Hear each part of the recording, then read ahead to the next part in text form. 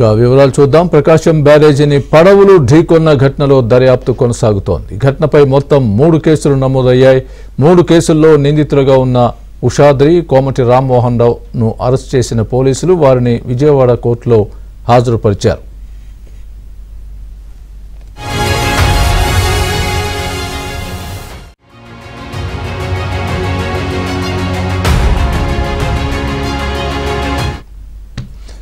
మరోవైపు ప్రకాశం బ్యారేజీ వద్ద దెబ్బతిన్న గేట్ల మరమ్మతులు పూర్తయ్యాయి. 67, 69, 70 గేట్ల కౌంటర్ వెయిట్ల వద్ద మరమ్మతుల నిపుణులు ఆధ్వర్యంలో పూర్తి చేశారు. దెబ్బతిన్న గేట్ల స్థానంలో స్టీల్తో తయారు చేసిన భారీ కౌంటర్ వెయిట్లు ఏర్పాటు చేశారు. 5 రోజుల్లోనే 3 గేట్ల వద్ద భారీ కౌంటర్ వెయిట్లు ఏర్పాటు చేసేశారు.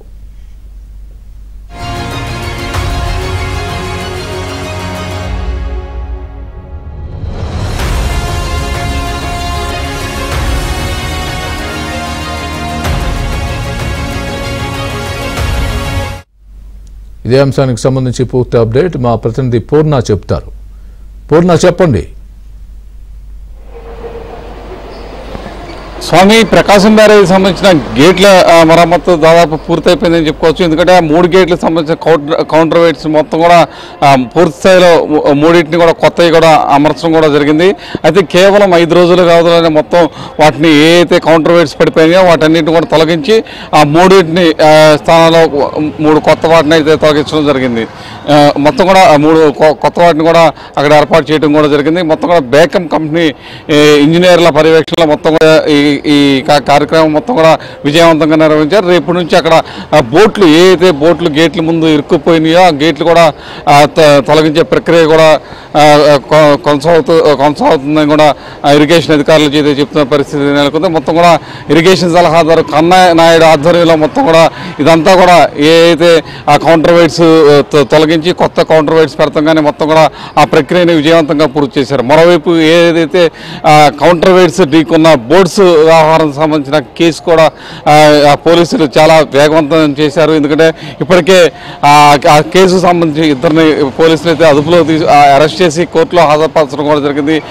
ఉషాద్రి అనే అతన్ని, అలాగే రామ్మోహన్, వీళ్ళిద్దరిని కూడా వైసీపీ నాయకులుగా చెప్తున్నారు. వాళ్ళని కూడా తీసుకుని వెళ్ళి ఈ కోర్టులో హాజరుపరచడం కూడా జరిగింది. అయితే ప్రధానంగా ఆ కేసుని లోతుగా అయితే పోలీసులు అయితే దర్యాప్తు చేస్తున్న పరిస్థితి నెలకొందని చెప్పుకోవచ్చు. ఎందుకంటే ఆ బోర్డ్స్కి చైన్ లింక్ ఎందుకు వేశారు అన్న కోణంలో మొత్తం కూడా దర్యాప్తు చేస్తున్నారు. ప్రధానంగా చూస్తే కనుక ఆ బోర్డ్స్కి వేసిన ఆ గొలుసు అంటే మూడు బోట్లు కలిపి ఒకే గొలుసు వేయటం ఆంతర్యం ఏంటి, దానికి అసలు ఎందుకు వేయాల్సి వచ్చిన కోణంలో మొత్తం కూడా పోలీసులు అయితే దర్యాప్తు సాగిస్తున్నారు.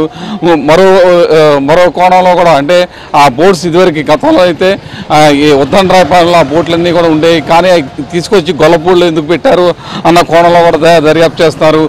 మరో కోణం చూస్తే కనుక ఆ బోట్స్కి అంటే దాదాపు 5 సంవత్సరాల నుంచి ఆ బోట్స్కి ఎటువంటి పర్మిషన్ లేదు అని కూడా అక్కడ స్థానికులు ఎవరైతే బోటు యజమానులు ఉన్నారో, వేరే బోటు యజమానులు వాళ్ళందరూ కూడా చెప్తున్న పరిస్థితి. అన్ని కోణాల్లో కూడా పోలీసులు అయితే దర్యాప్తు అయితే చేస్తున్న పరిస్థితి నెలకొంది. ప్రధానంగా చూస్తే కనుక ఏదైతే సొరాయిపాలెం కావచ్చు, లేకపోతే గొల్లపూడి కావచ్చు, అక్కడ అనేక బోట్స్ అన్నీ కూడా కృష్ణానది ఒడ్డంట ఉన్నాయి. ఆ బోట్స్ కూడా చాలా పెద్ద బోట్స్ ఉన్నాయి, చిన్న బోట్స్ ఉన్నాయి. ఆ బోట్స్ అన్ని కూడా విడివిడిగా అన్నీ కూడా అక్కడ పార్క్ చేసుకుని వాళ్ళు చక్కగా కొత్త తాళ్ళతో అన్నీ కూడా కట్టేసుకోవడం అన్నీ కూడా జరిగాయి. కానీ కేవలం ఈ 3 బోట్సే ఎందుకు అక్కడ ఒకే లింక్ చేయాల్సిన అవసరం అన్న దాని మీద ప్రధానంగా పోలీసులు అయితే దర్యాప్తు చేస్తున్నారు. ఎందుకంటే ఆ బోటుకి వేసిన ఏదైతే గొలుసు ఉందో ఆ 3టికి కలిపి వేయడం వల్లే ఈ ప్రమాదానికి ప్రధాన కారణం అని కూడా తెలుస్తుంది. దీంట్లో ఖచ్చితంగా కుట్ర కోణం కూడా దాగి ఉన్నది అన్న కోణంలో కూడా ఆ పోలీసులు అయితే దర్యాప్తు చేస్తున్నారు.